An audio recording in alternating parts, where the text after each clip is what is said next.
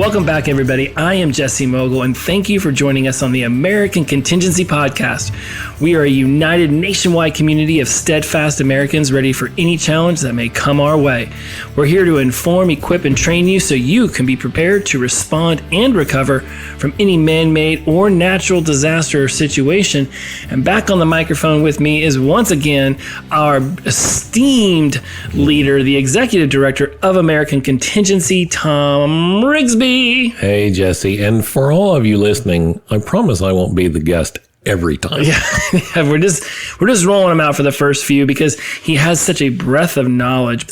So many amazing people work for the organization, and we're going to be rolling them out so you can get a little bit more of an idea of who you'll be dealing with when you become a member, and you will become a member because this is a nationwide network, and we do a great job of making sure people are informed, equipped, and trained. And that brings me to the question I ended episode 2 with. We have a humongous country, multiple temperate zones. I mean, we're all over the place, border to border, coast to coast, 350 some million people all around this amazing nation. It's insane to think about how you could have beautiful sunny skies in Southern California and a hurricane rolling up on Southern Florida, and also like a hellacious storm going through the Northeastern. And all of these different communities have different needs. How do we tailor our approach to building resiliency and preparedness to the unique needs and circumstances that these individuals will be experiencing from all these different places in our country? Yeah, what a fantastic question. So I like to use the example of mobility when we talk about this. You know, mobility is the ability to get from point A to point B, simply stated. The challenges facing your mobility are very, very different if you live in the Northwest versus the Northeast. In the Northwest, in our Northwest region, you very literally could drive 8, 10, 12 hours and never pass another vehicle. Think about that in the Northeast corridor. I mean, it would have to be some ridiculous zombie apocalypse for you to never pass another vehicle. Or these movies where, you know, New York City is devoid of any vehicles. Like, how do they even do that? Millions of dollars paid by Hollywood location managers to pay the city of New York City to empty out Times Square. So when we talk about mobility, what we do at the national level is say, okay, here are the things you need to think about. Here are the capabilities you need to build. You know, one of the things we talk about in mobility that a lot of people don't think about is navigation. A lot of our training is built around an acronym called PACE, P-A-C-E, and it stands for Primary, Alternate, Contingency, and Emergency. Well, our primary means of navigation is, you know, Google Maps or whatever. Well, what do you do after that? Just guess? You know? They used to make these things called folding maps. What? Are you talking about paper and they were maps? Printed on paper, and you had to keep them in the glove box. That's, you know, a lot of people call that the map case. The point is, we need to think about all 12 categories of preparedness, but in the case of mobility, think about these capabilities within your context, right? So I have to think about my context, and then I have to think about what the risks are in my context. When I'm thinking about mobility, like, we don't do snow here in the South, right? If we have snow, we just stay at home, right? If you stayed at home when it snowed and you live in the northern latitudes, Buffalo, you would never leave, never, you know, for 6 or 7 months out of the year. That's just not practical. So that's a difference in context. So what are the threats? The mention of the word snow here is a threat because people will make a run on the grocery store to buy milk, bread, and eggs. And I still don't understand why people want to eat French toast when it snows, but that's what they do. And they don't buy syrup. They're disgusting. Cavemen. We had that ice storm that rolled through right around Christmas time because I remember my girlfriend was trying to take her son somewhere, and she had to turn around, and she was like, there was trucks sliding off the road because they thought their tires were good to go. And guess what? Rubber meets the ice road. It is off city. Well, and even the kinds of snow that we get are different in the different parts of the country. So what we do from a national level is we say, okay, here are the skills and capabilities you need to build to be able to be prepared in your area. Now, you take these capabilities, combine that with your context and your risks, and you come up with a mitigation plan for it. So it's all about context, risk, and mitigation. And, take this input, we'll give you a cue and say, okay, how do you navigate without cell phone in the snow? Go, right? And then help you come up with a mitigation plan for that. That's how we address that. And, we've generally divided the country up into 6 regions rather. And even that's not perfect, right? But it's just from a functional, operational, managerial perspective, it makes it a little bit easier. Mobility in the Southeast, medical care in the Southeast, right? Versus the North. Here we worry a lot about snakes and heat exhaustion or heat stroke. Oh, we get those spiders. Spiders, yes. Girlfriend got bit by a brown recluse. That messed her up for a whole month. So learning how to recognize those, how to treat those in a field expedient or an austere environment, and then how to transport, a broken arm. A broken arm in Wyoming is very different than a broken arm in downtown Philly. Mm-hmm.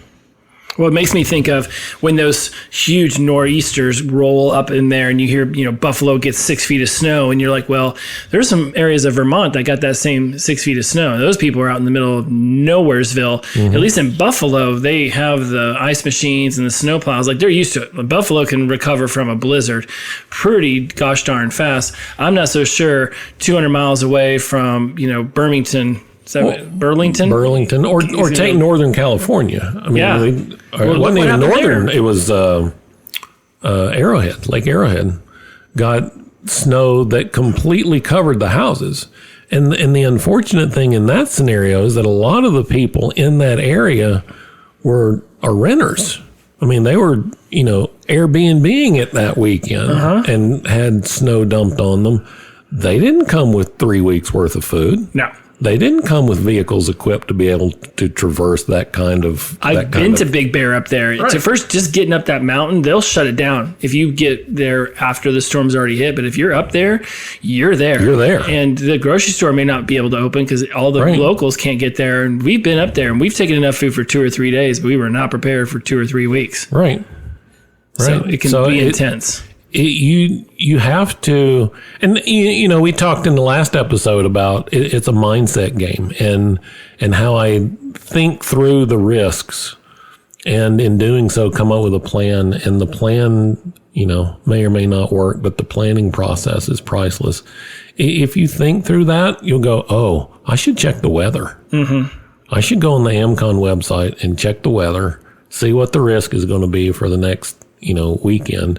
And then I'll know whether I should take a couple of days worth of food or just, have some long-term food in the trunk just in case. You've talked about confidence a couple times, and it's really a focus we have by, getting the plan together. It provides you confidence, even if you have to be flexible, which we push a lot of, being flexible. And so when we think about how our work as a nationwide network is impacting people's emotional and psychological resilience, this adversity quotient, we're providing them a level of confidence through the planning process. And even if the plan goes sideways because Mike Tyson punches you in the face, at least there's a level of confidence. How is AmCon, and how are you noticing it specifically, AmCon's impact helping people with this emotional and psychological resilience in order to bring about this confidence?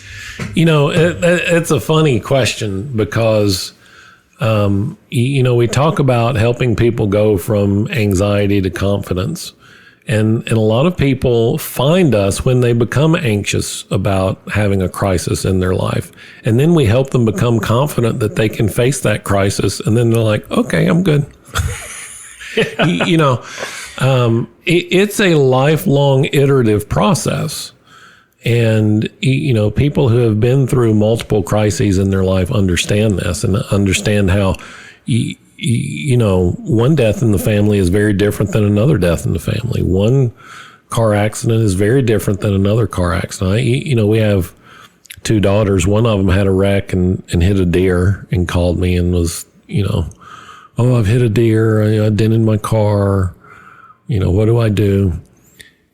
And our other daughter had a wreck, and someone else called me and said, "Are you the family of Carly?" Yes. Well, she's been in an accident, and the fire department's here cutting her out of the car. Those are two very different moments. Yeah. Very two different emotional feelings there. Yeah. And, I tell people all the time, I had daughters. I was prepared for I hit a deer. I don't know what to do. It never even occurred to me that somebody else might call because she couldn't. Yeah. Never even crossed my mind. But now, when I get a local call from a number that, might be, a responding agency, I immediately do an inventory in my head. Where is everybody? Yeah. Is anybody I know out of position or doing something different? Can I get to? That was a big deal just for, when our younger daughter had her accident. Where do we go? What do we do? Yeah. What do you do with the car? Most of the time you have a little fender bender or something. You can get a wrecker to come get it. You have a family member come pick it up, help you drive it back. Her car was literally, folded, spindled, and mutilated. And one of the questions I asked the person that called was like, "What do I need to do about the car?" And she said, "Don't worry about the car. You need to go to the hospital." Yeah. And, in that moment, I think back to that moment now, just telling that story, my brain was going through all these checklists, trying to find one that fit that moment. And there wasn't one. Yeah. And so it was just pulling bits and pieces from everything that even sounded remotely correct in that moment. There was another instance where I was leaving the airport one night. I'd flown in and been traveling. It was back home, about an hour away from home. As I'm coming up the on-ramp to the freeway, I can see blue lights up ahead. It's about 1 o'clock in the morning. And as I get up there, I realize that there's maybe half a dozen cars that have run over something on the freeway and just shredded all four of their tires. And I remember looking at that and thinking, man, I thought I was prepared because I have a spare. A spare would get me 25% of the way there. Yeah. So even flat tires are not created equal. Yes. And so there's always this iterative process that we can go through to, okay, I made it through that one. What can I do better next time? It's interesting when we start walking the audience through some of these things that you've experienced, that I've experienced. Until somebody goes through something, it can be extremely difficult to impress upon them the utmost importance it is to step into this level of preparedness and readiness, because they don't have a direct memory and association that they can call upon that says, you're right, this one time I didn't have electricity for 11 days, this one time I got a late night phone call, this one time I saw people with shredded tires. Then I started to think about the word prepper gets thrown around in a derogatory term, as if everybody who is prepared and ready somehow also has an underground bunker in the middle of nowhere, Idaho. When you come across people who have these misconceptions about what it is like to be prepared, because they haven't had to reach into the depths of themselves to pull their family and themselves out of chaos, what are some amusing misconceptions you have heard from other people, and how do you approach those? Not in a fear-mongering way, because that's not what AmCon's about, but in a, hey, are you sure you've seen this from all different perspectives that could one day come a-knocking? Let me just tap in passing fear-mongering. We don't fear-monger. Fear-mongering is saying, oh, the boogeyman is coming, and then just leave it hanging there. Yeah, mainstream media does that for us. We're good. Right. So we'll say, oh, the boogeyman is coming. Here's your checklist that you need to follow when it gets here. and one of us has probably written that story. Right. Some of the humorous things, the TV show didn't help us a whole lot, help our image. There was a TV show on History or Discovery or something. Peppers. Yeah. And the thumbnail for that is, this guy wearing a gas mask and I don't have a gas mask. I've got a respirator, but I don't have a gas mask. Don't have an underground bunker. Although I got a basement, where we keep. We do live around tornadoes. We were shopping for houses recently, and we came across houses that had built in some level of underground bunker in their garage. Yeah. Slid open. It was super sweet, super dope. And I remember thinking, you know what? I mean, that doesn't seem absurd to me. Now, maybe 10, 15 years ago, it would have. Live in Los Angeles, and all of a sudden have there be riots and earthquakes at 3 a.m, and you're thinking, I would take an underground bunker right now. But in LA, when you go to buy a dining room table, the thought crosses your mind, is this something I could get under? Absolutely. I would not buy. Your context and your threat profile are different there. Yes, I don't buy think that. about that here, but you would think about that in LA. Don't buy a dining room table that's got one of those center pieces where the legs come out because and a glass top. Right, glass top, definitely not happening. And if it's got the middle thing and then the legs spread out, if you put a heavy weight on one end of it, it'll actually tip. Right. So you want something that's got all 4 legs around each one of the corners because there is the potential that you will one day have to climb out of rubble and from underneath that table.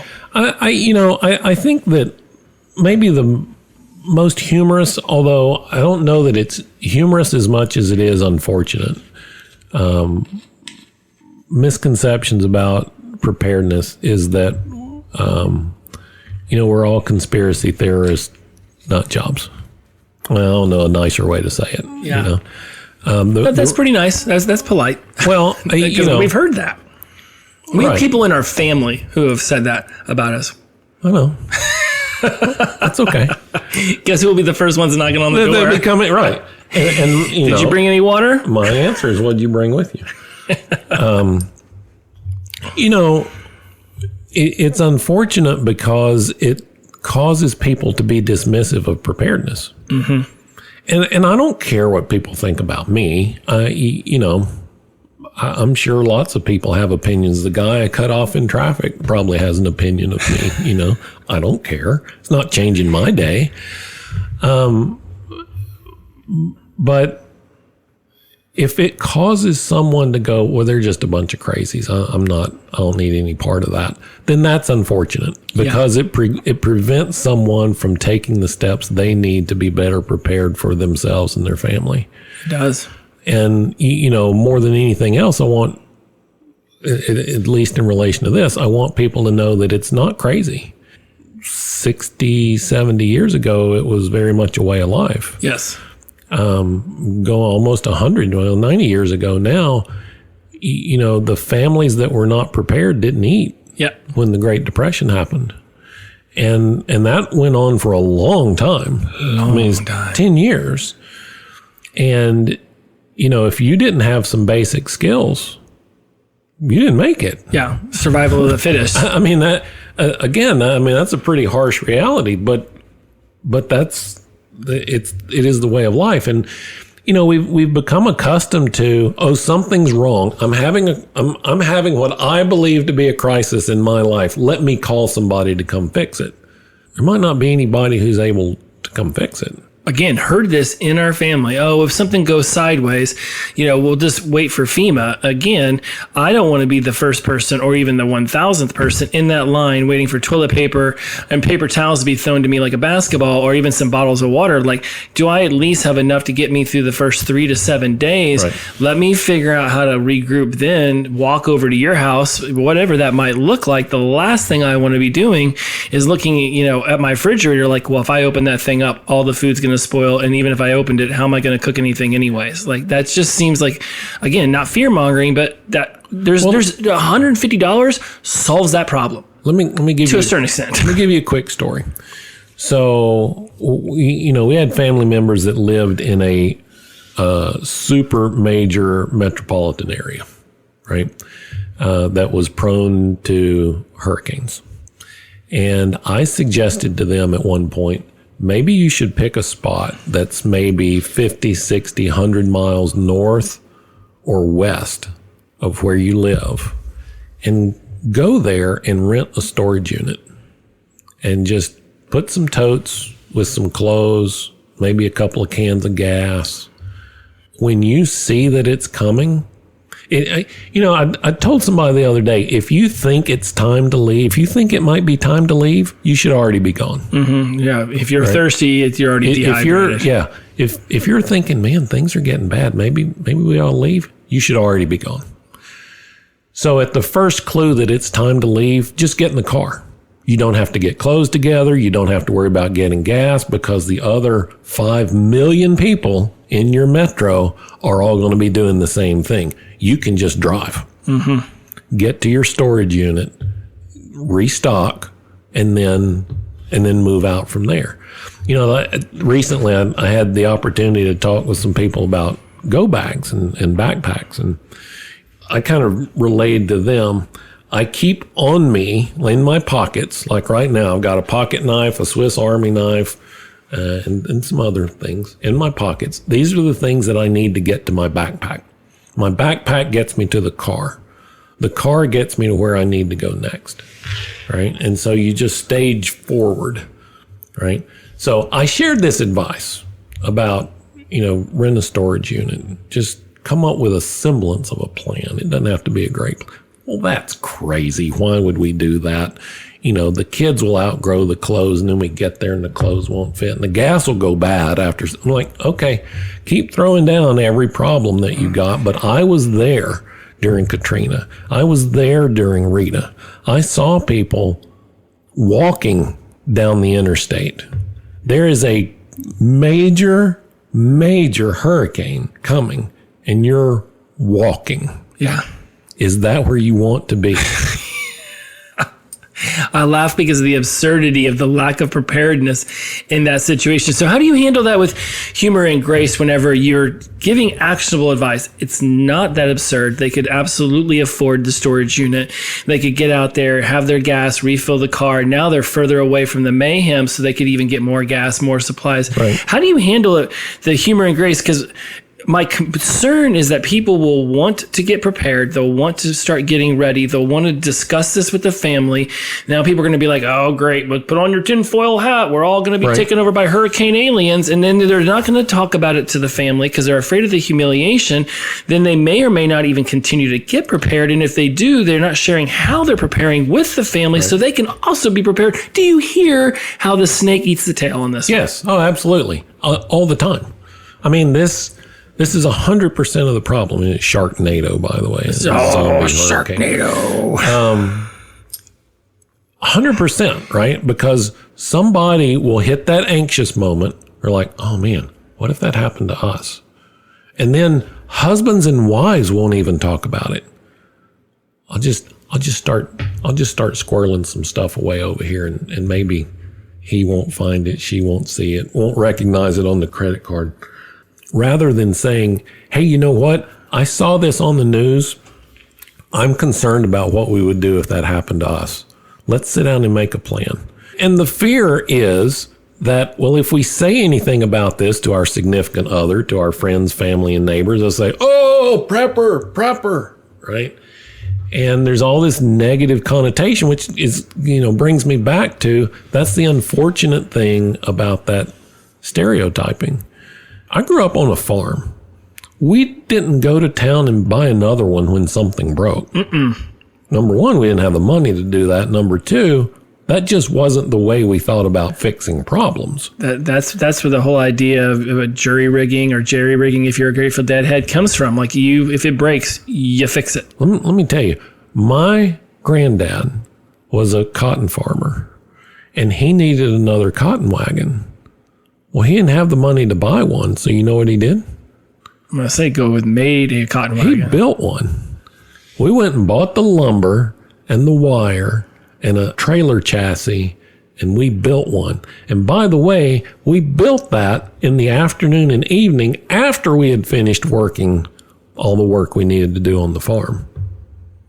That's the mindset that I bring to it. Not everybody brings that experience to life. Their experience might be, if there's a problem, you call somebody. Right. If the water heater breaks, you call somebody.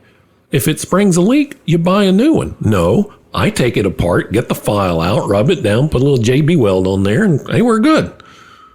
Got another year out of it, right? And It's a mindset thing. I'm not saying that the immediate gratification, call somebody to fix it thing is bad. If we have infrastructure, like we talk about communications all the time. And I tell people, you know what? Best communication device you got, your cell phone. If it's working, let's use that. Yeah. Could we send a message over ham radio? Could we do smoke signals or semaphore flags or a tin can with a string? I'm looking forward to could. carrier pigeons. But doggone it, this thing works great, and I can call anybody on the face of the planet. Yes. So let's just do that.